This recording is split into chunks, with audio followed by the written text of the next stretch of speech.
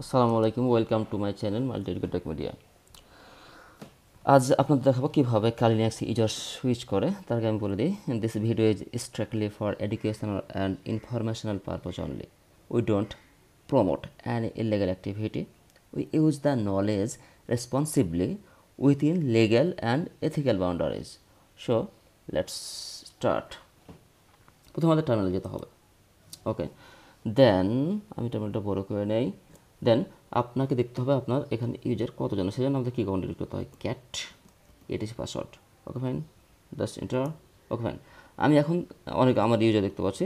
আমি এখানে রাফিন থেকে তারিখে যাব। So how do it just SU switch user minus Tarek, just enter it. Okay, then password for Tarek. Okay, then we shifted in Tarek user.